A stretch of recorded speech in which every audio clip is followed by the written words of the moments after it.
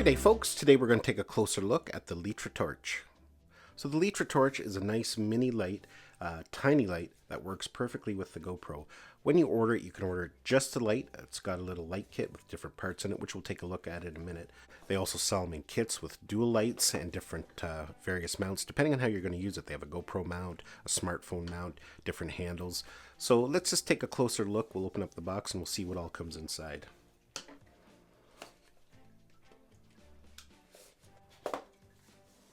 So we've got a little instruction quick start guide. We have the light, and it feels like actually a really nice, well-built light. Got a 1/4-inch tripod thread at the back there, also one on the bottom. So that's nice. It gives it different mounting options. Micro USB for charging. On the top there, it's got a power mode button. As you can see, we also have a GoPro mount. This allows you to mount the Litra on different GoPro accessories. So that's nice that they include that in the box there. We also have a short little micro USB cable for charging. And we have this little rubberized case and a little diffuser. And that's actually really nice. There are some other cameras on the market, which are good quality cameras as well. But this kind of stuff you have to buy separately. The other nice thing you get is this little clip, and it just mounts on the unit like so. That's kind of nice. You can clip it on different things for mounting. The other thing, which is really nice, is that this is a magnet.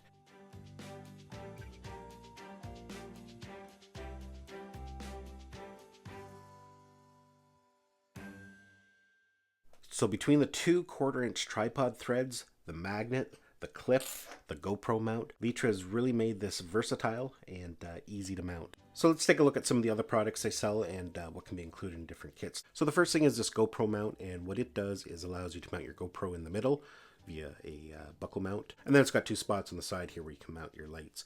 It's got a 1/4-inch tripod thread at the bottom, which you can use in conjunction with any handle. Litra also sells a handle like that. It's a nice little handle. It's rubberized, and it's got the wrist strap on it as well. They also sell this little handle that also acts as a tripod, and it's also good if you just want to mount your lights off to the side. You just attach this little tripod. They also sell cell phone mounts, so you can attach lights and handles to it as well. You don't have to use these silicone cases. Basically, they're for protection because these can get very hot. If they're on the highest power, you could almost burn yourself with them. So it's not necessary, but if you're going to be handling these lights a lot while they're on, definitely I would recommend using them. To set up our GoPro rig, we're going to attach our little GoPro mounts here. Now, with 1/4-inch tripods, those screws, they don't always line up the way you need. Like there, I've got it as tight as it can be, and it's not going to sit on the mount straight.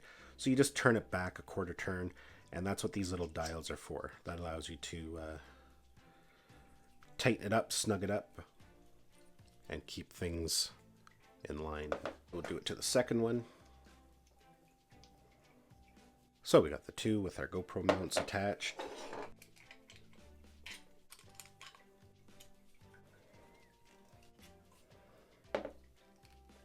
Let's mount our GoPro in the middle there. We can attach the handle. And now we have a nice GoPro rig. Give us lots of light if we're shooting in dark situations.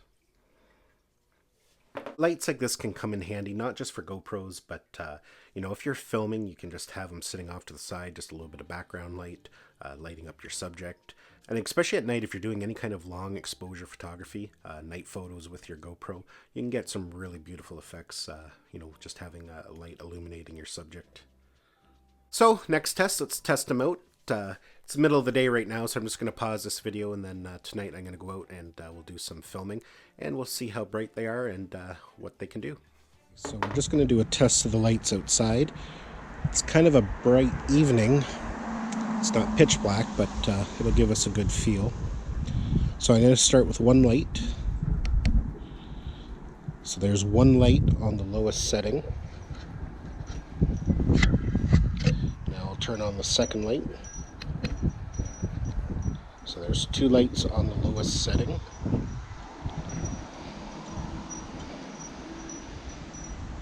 Okay, so let's turn it to the highest setting. So there we are on the highest setting.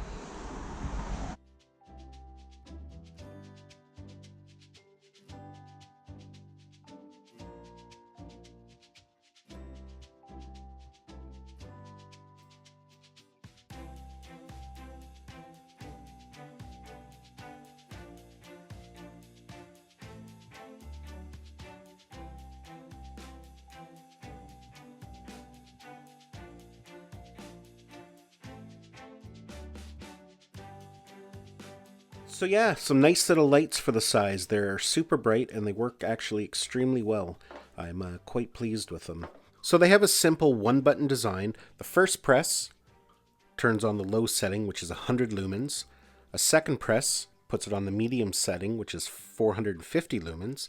And a third press puts it on the brightest setting, and it's 800 lumens. A fourth press puts it into strobe mode, and really, I have no idea why they would include that. It doesn't really seem useful to me, except maybe if your car breaks down and you want to pull over and put this on the car just to kind of warn people. But it does strobe if you need it, but for me, it really not a super handy feature.